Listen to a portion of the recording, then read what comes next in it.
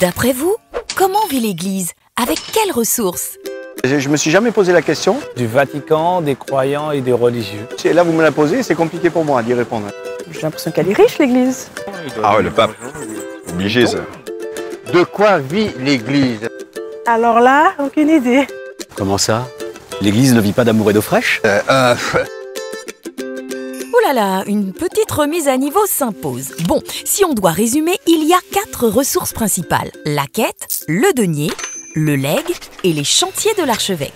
Chaque ressource est affectée à une caisse particulière pour subvenir à des dépenses spécifiques. En gros, l'argent de la quête n'ira pas renflouer la caisse du denier, qui lui-même ne pourra pas être utilisé pour le legs et ne comblera jamais les besoins des chantiers de l'archevêque.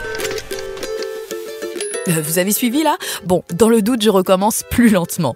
Prenons pour commencer la quête. Chaque semaine, les paroissiens se retrouvent pour la messe. Et à chaque messe, un panier pour la quête circule entre les bancs. L'argent récolté lors de la quête contribue aux dépenses quotidiennes de l'église. Électricité, téléphone, fleurs, cierges, achat de mobilier. Et tenez-vous bien, la quête en Martinique représente 62% des recettes totales de l'église et couvre 80% des dépenses. C'est pas rien. La deuxième ressource importante de l'église est le denier. Les dons au denier de l'église servent essentiellement à donner une rémunération aux prêtres pour qu'ils puissent vivre et assurer leurs besoins primaires. S'habiller, se nourrir, se soigner. Le denier sert aussi à la formation des futurs prêtres et à rémunérer tous les salariés administratifs du diocèse. La troisième ressource de l'Église, c'est le legs.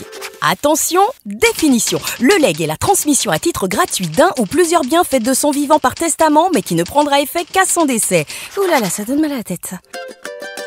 Pourtant, c'est simple. Comme dans tout testament, on peut léguer par amour et reconnaissance de ce que notre Église nous a apporté durant notre vie, une partie de son argent ou de ses biens. C'est beau, non? Avec cet argent, l'Église pourra financer ses travaux et les grands projets. La dernière ressource de l'Église est aussi la plus ambitieuse, voire imposante, les chantiers de l'archevêque. Ici, les dons récoltés sous forme de mécénat serviront à financer les travaux de restauration de notre patrimoine architectural religieux. Ces travaux à prévoir sur des années nécessitent de lever une somme vertigineuse. Oui, c'est vertigineux. Et pourtant, seuls vos dons permettent à l'Église catholique d'accomplir sa mission. Pour résumer, le denier fait vivre les personnes au service de l'Église, la quête assure les frais de fonctionnement des paroisses, le legs permet de financer les travaux et les grands projets de l'Église, les chantiers de l'archevêque servent à financer la restauration du patrimoine architectural religieux.